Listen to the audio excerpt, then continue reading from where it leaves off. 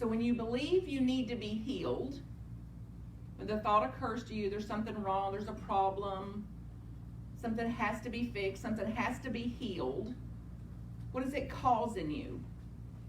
What's your reaction to that thought?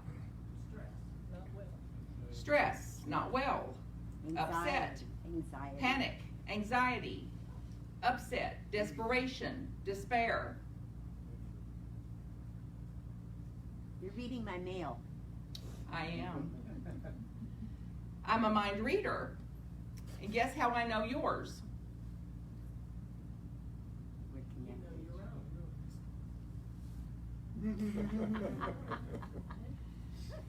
So the very thing that we're seeking, healing, we're blocked from it, from the realization of it, from embodiment of it, from living as it, from it, for it, as it, because we believe in a concept of healing.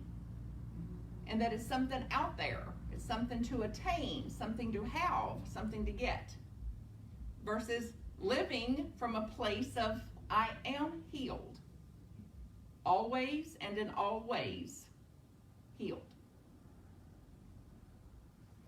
So who would you be? What would be the outcome if after today, this very moment, and I'm not asking you to do this now, we're exploring this moment, this morning, we're exploring.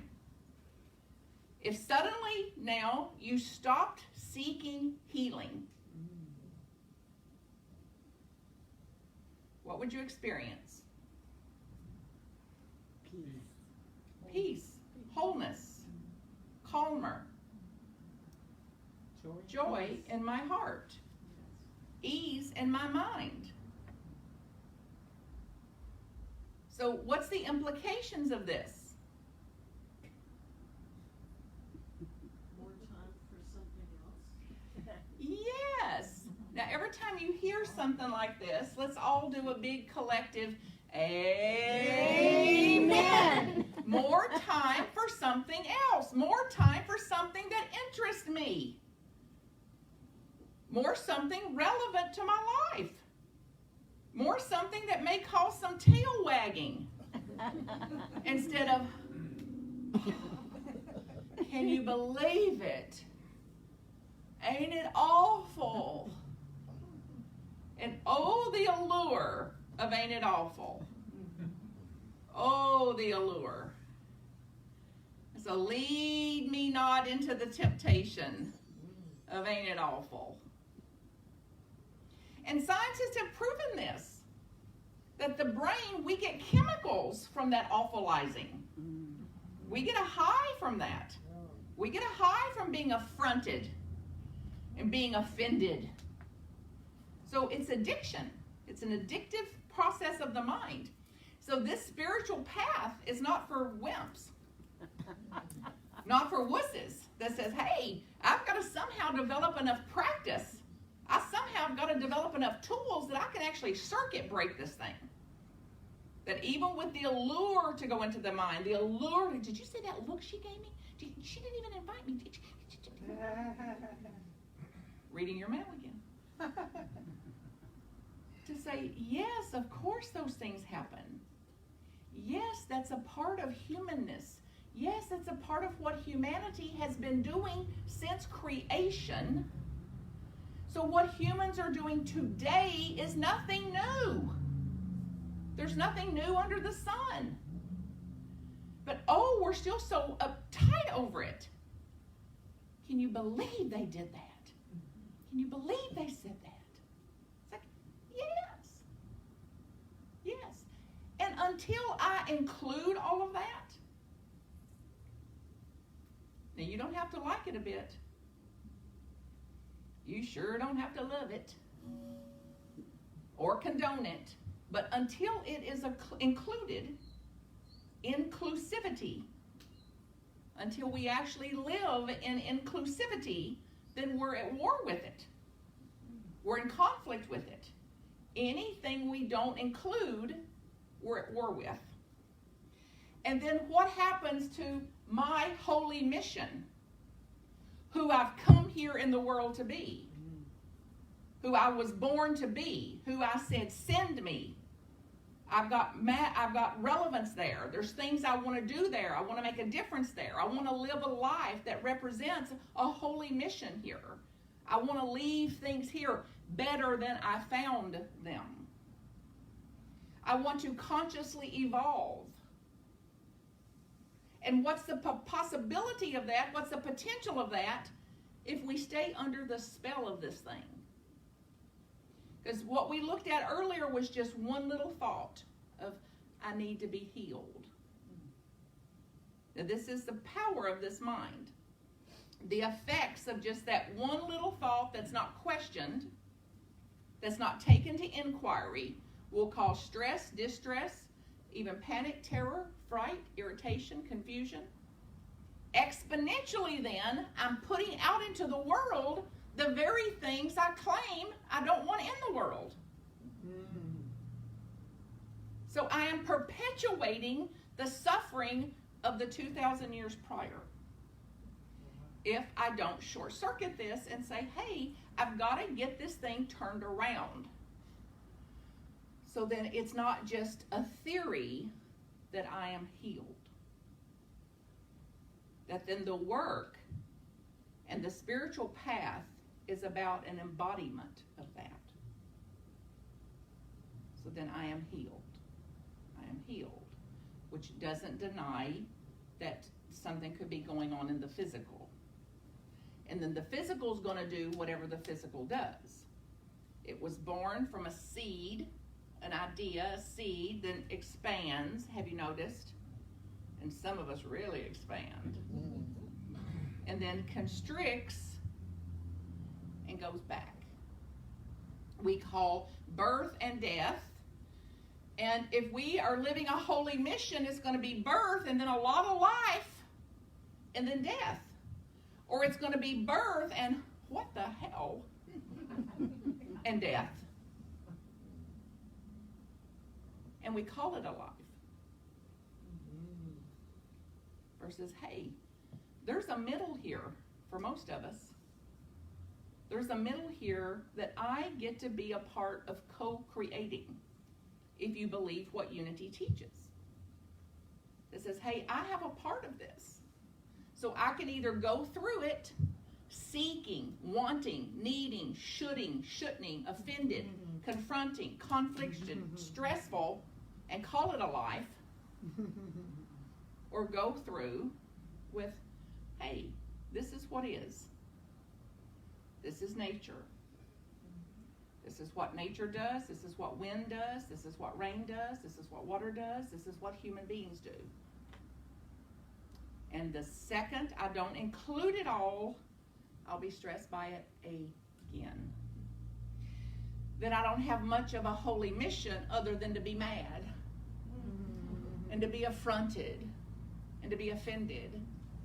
It's like, well, what's your holy mission? It's like to prove how wrong everybody is, to prove how right I am, and then wonder why I'm depressed and despaired and exhausted. Even hearing it, does it kind of just suck the life out of your spirit? Just to hear it, like, who could do it?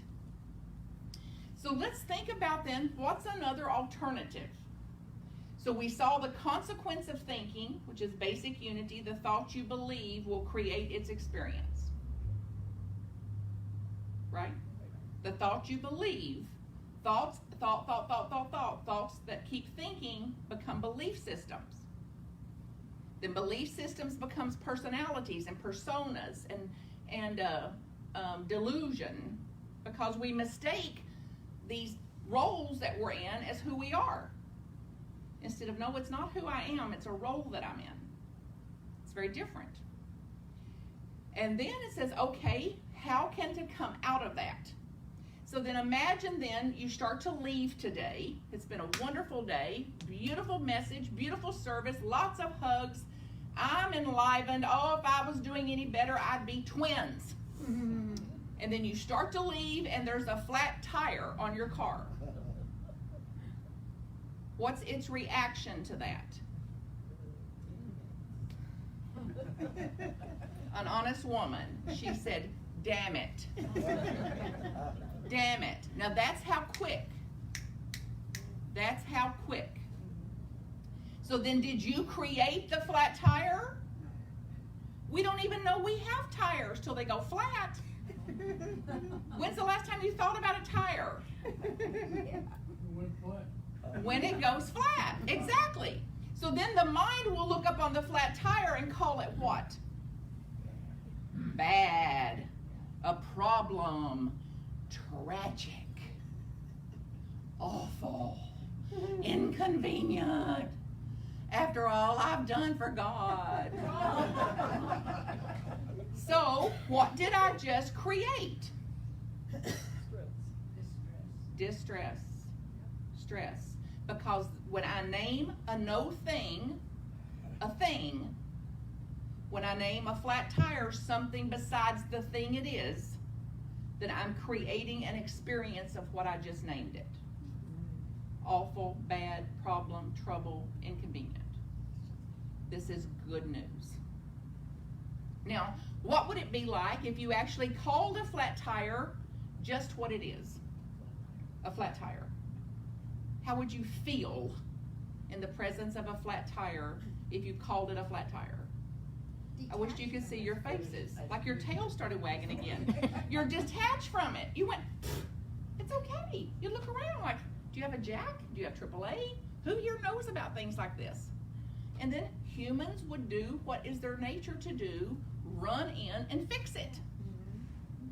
And if we don't come out of this, we're standing here, the flat tire's already fixed, we've not even noticed. Because we're so undone by not getting what we wanted. We revert to 3-year-old behavior, have a big tantrum over it, and then say the flat tire did it to me. It's your fault. It's your fault. See, if I know. It all came from here. Old BS. Belief systems. Old BS. The BS of the mind. Then we'll go home and the phone will ring. Hello? Hi. Hey, Martha. Hey, how's it going? Did you hear? Flat tire. Right in the middle of the day. I have flat tires all the time. It always happens to me. Nobody knows the troubles I see. So now here we are talking about something that's as over as it's ever going to be. But here we go now, digging a big track to run on for this and calling it a holy mission. What is my holy mission? To prove how miserable I am. To prove how hard I have it. To prove how hard it is. Then the day passes, we show up at our offices, our work, our senior centers, wherever we go. It's like, hey, how was your weekend? Did you hear? So then Monday, Tuesday, Wednesday, Thursday, Friday. Then decades later, it's like, how are you, Martha? I still ain't got over that flat tire. You know, back in 2019 in Stockton, one day in Stockton. I'll never go to Stockton again. Well, that's absolutely true, Patty. We'll say, I can't go back to Stockton. It's got a curse on it. That it's a sign. It's like, no, it's physics. Air and rubber on metal, traveling at high speeds, over time, it's likely that it's going to go flat occasionally.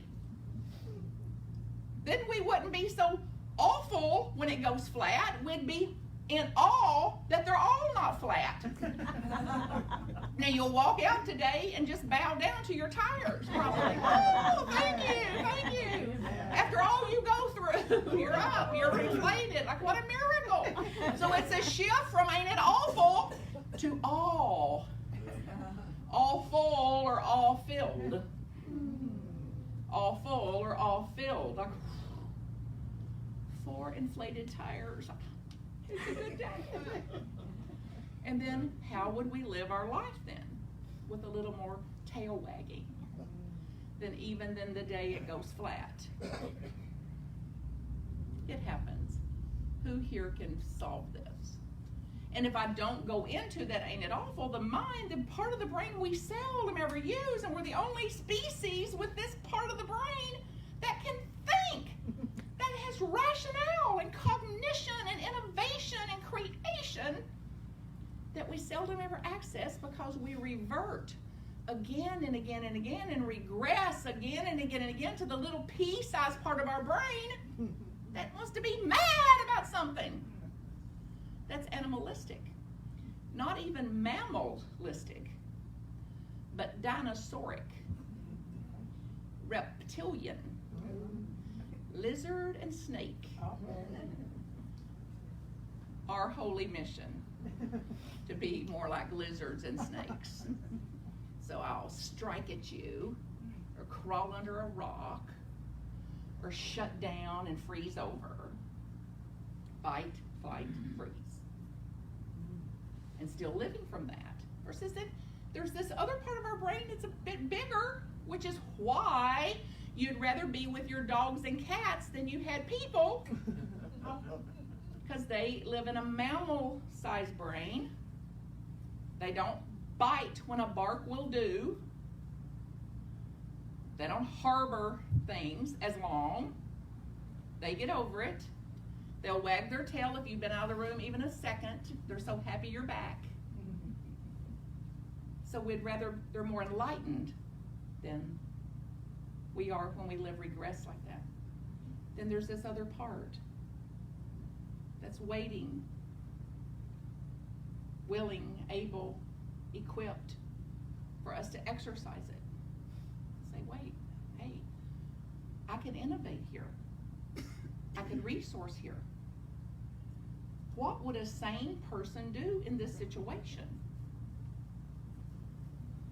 What would it be like if I followed the guidance that I'm getting here? And guidance doesn't say, now get madder. Guidance will say, take a big deep breath. And presence yourself so that we can access this large resource that we have that will then guide us into being who we've come here to be on the earth, that will equip us and further equip us to express, to embody, and to express, as Gandhi said, to be the change, to be the element in the world we want to be, not just in theory, but in action. So think about something that you've already had guidance to do. It's already prompting you to do something. It could be to ride or to volunteer somewhere or to recommit here at your ministry or to step into that youth department back there for a Sunday or two. So you're already getting some guidance about something. Have you noticed? Like ideas are coming, like there's a little holy discontent in you to like make a change towards something, to create. We're built for it, you can't help it. And then look at the thought that would stop you from following it. What thought would cause you not to follow that? I'm not good enough. I could fail. They'll reject me. I don't have enough time. BS. All of it the old BS. But if we don't circuit break that, then we stay stuck in it. And then even worse, we're going to hand it down. The next generation, the next generation, the next generation. So that they're going to be under the same BS that we've had handed down to us for the other 2,000 years. And I don't want that. I don't want that for my own life. I don't want to be the one that handed that down to somebody else. So I am motivated, determined, and inspired to continue even using a crowbar or whatever tools I have to use, and this tool that we use today here, And the workshop today is inquiry. What's the consequences to me if I continue to believe that? Who would I be? What would I do if I simply didn't believe that thought? And then a new potential, a new possibility is born. That's not just theory or some fantasy-based la-la land. So think about your own guidance, something that's calling you to do it. And then to manifest that, what is it that you will have to embrace in order to realize that?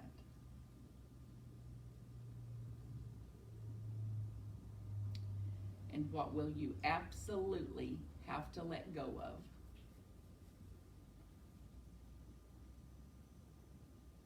to experience that? What thought will you have to transcend or transform or drop in order for you to go in that direction?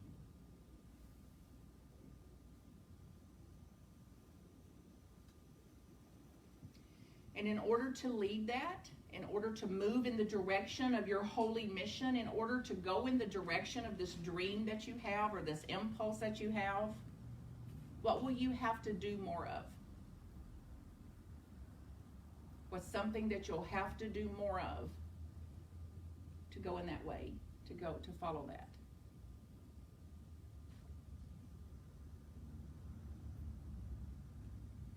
And what's something you'll have to absolutely do less of?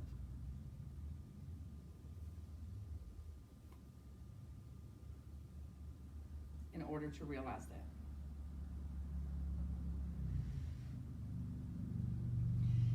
So imagine two roads, and one's the old, archaic, painful way, more familiar, albeit painful, stressful.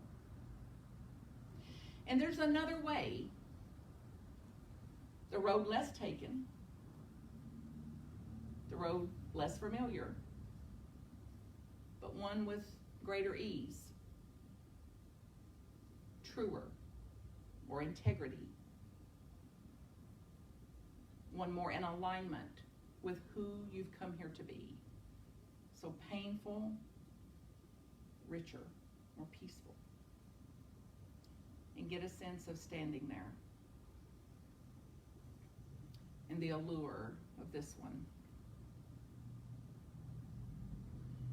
And something that activates in you today that leans you toward this way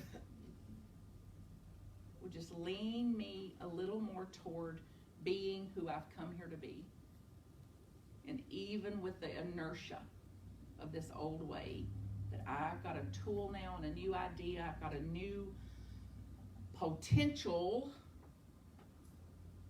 activated in me that's going to lean me more toward what interests me, what inspires me, and who I've come here to be. And if you go home and start practicing this, the people that live with you will think you're on a new medication. Because see, they've already got your formula. They know if they say this, you'll do that. If they don't do this, you'll do that. So they know where your buttons are. So we install the buttons, then gave them the code for it.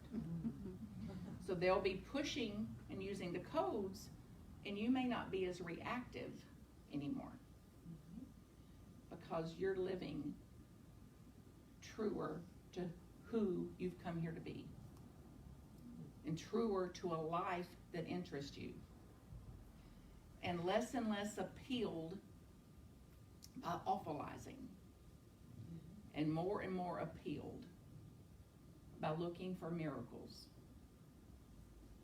in everything. Small things, middle, medium-sized things, and large things, that I'm going to send the mind in the direction of where's the miracle in this. So get a sense of living this way.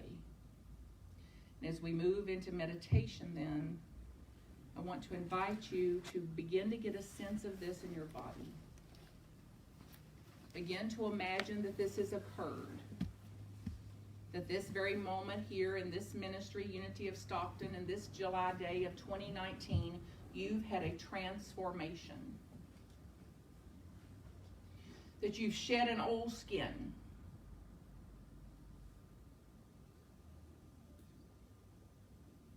And that you're moved out of an old house maybe, and that you've moved into a new house. You've moved into a new arena.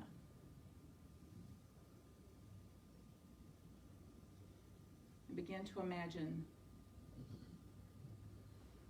you in this new way of being.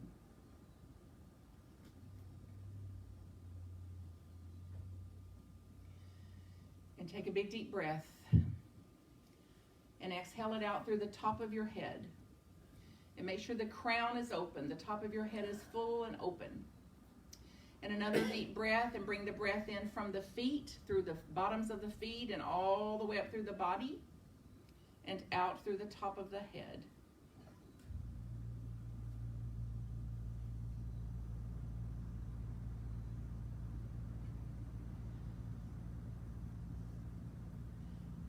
And a word will arise in you that is your guidepost, so to speak, that will answer the question, who have you come here to be? Who are you here on the earth to be? Who? What is it? What's the descriptor? Would you say it out loud? Peace. Love. Gratitude. Open. Resourceful. Kind. Kinder. Visionary. What is it that interests you? Who and what are you here to be in the earth? Who and what are you here to create on the earth? And whatever that word is, begin now to get a feeling of it. Of how it would actually be to live that out in this life. So regardless of what they say and do, you're going to be that in response to it.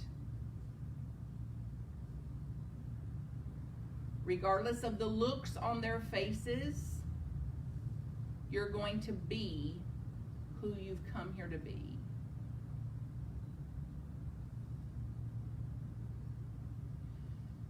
And now imagine waking up wherever you wake up each day, in your bed or in your chair, wherever you're sleeping. And this has taken over you, that this is your new way of being, and that it's unshakable. It has roots, it's strong and deep. This is who and what I will be in the world. This is who and what I'm going to put out in the world today.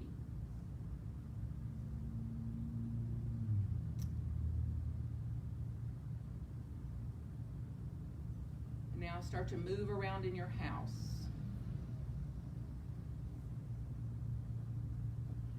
And make your breakfast. And imagine you're eating bread. Remember when you ate bread? Remember and imagine you're eating bread and you put bread in the toaster and it pops up burnt. How will you respond to the burnt toast? In your new way.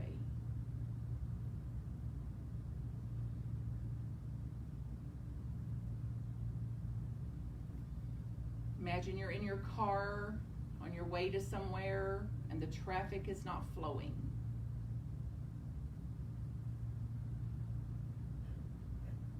How are you going to relate to traffic not flowing?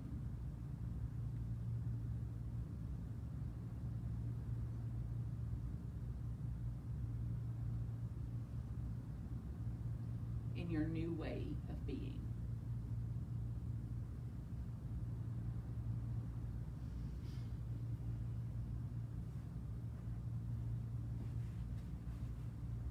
Then imagine the most stressful person in your life crossing your path, and what it would be like in the presence of that person and to no longer be stressed by them. Instead of being stressed, you're something new. You're being a new way.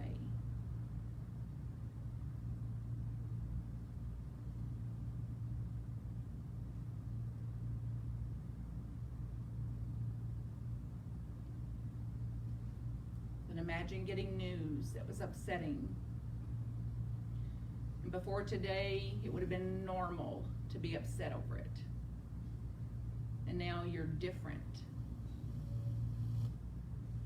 You're hearing that kind of news and you're no longer upset over it. What would that be like?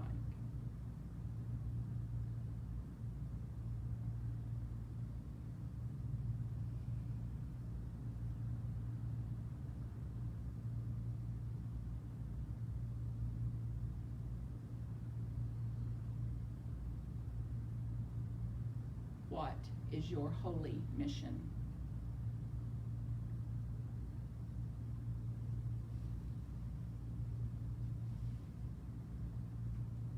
What do you want your tombstone to say?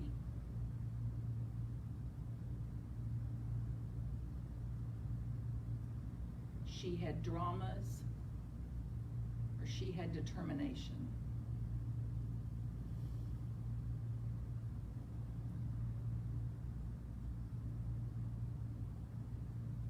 He had issues, or he had ideas.